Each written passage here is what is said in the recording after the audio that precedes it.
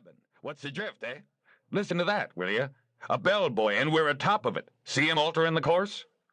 From out of the fog came the mournful tolling of a bell, and I could see the pilot turning the wheel with great rapidity. The bell, which had seemed straight ahead, was now sounding from the side. Our own whistle was blowing hoarsely, and from time to time the sound of other whistles came to us from out of the fog. That's a ferry boat of some sort, the newcomer said, indicating a whistle off to the right. And there, do you hear that? Blown by mouth. Some scow schooner, most likely. Better watch out, Mr. Schoonerman. Ha, I thought so. Now hell's a-poppin' for somebody. The unseen ferry boat was blowing blast after blast, and the mouth-blown horn was tooting in terror-stricken fashion. And now they're paying their respects to each other and trying to get clear, the red-faced man went on as the hurried whistling ceased. His face was shining, his eyes flashing with excitement as he translated into articulate language the speech of the horns and sirens. That's a steam siren a-going it over there to the left. And you hear that fellow with a frog in his throat? A steam schooner, as near as I can judge, crawling in from the heads against the tide. A shrill little whistle, piping as if gone mad, came from directly ahead and from very near at hand. Gongs sounded on the Martinez. Our paddle wheels stopped, their pulsing beat died away, and then they started again. The shrill little whistle, like the chirping of a cricket amid the cries of great beasts, shot through the fog from more to the side, and swiftly grew faint and fainter. I looked to my companion for enlightenment. One of them daredevil launches, he said. I almost wish we'd sunk 'em, the little rip. They're the cause of more trouble. And what good are they?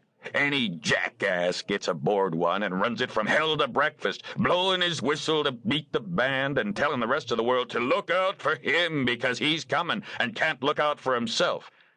Because he's coming. And you've got to look out, too. Right of way, common decency. They don't know the meaning of it. I felt quite amused at his unwarranted choler, and while he stumped indignantly up and down, I fell to dwelling upon the romance of the fog. And romantic it certainly was. The fog, like the gray shadow of infinite mystery, brooding over the whirling speck of earth, and men, mere motes of light and sparkle, cursed with an insane relish for work, riding their steeds of wood and steel through the heart of the mystery, groping their way blindly through the unseen, and clamoring and clanging in confident speech the while their hearts are heavy with incertitude and fear. The voice of my companion brought me back to myself with a laugh. I, too, had been groping and floundering, the while I thought I rode clear-eyed through the mystery. "Hello, somebody coming our way," he was saying. "And do you hear that? He's coming fast, walking right along. Guess he don't hear us yet. Wind's in wrong direction." The fresh breeze was blowing right down upon us, and I could hear the whistle plainly, off to one side and a little ahead. "Ferry boat?" I asked. He nodded, then added, "Or he wouldn't be keeping up such a clip." He gave a short chuckle. "They're getting anxious up there." I glanced up. The captain had thrust his head and shoulders out of the pilot-house and was staring intently into the fog as though by sheer force of will he could penetrate it. His face was anxious, as was the face of my companion, who had stumped over to the rail and was gazing with a like intentness in the direction of the invisible danger. Then everything happened, and with inconceivable rapidity.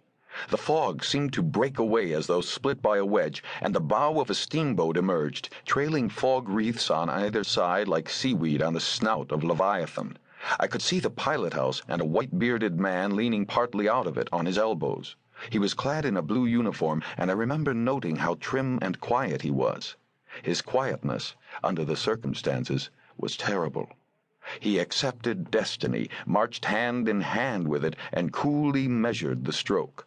As he leaned there, he ran a calm and speculative eye over us, as though to determine the precise point of the collision, and took no notice whatever when our pilot, white with rage, shouted, "Now you've done it!"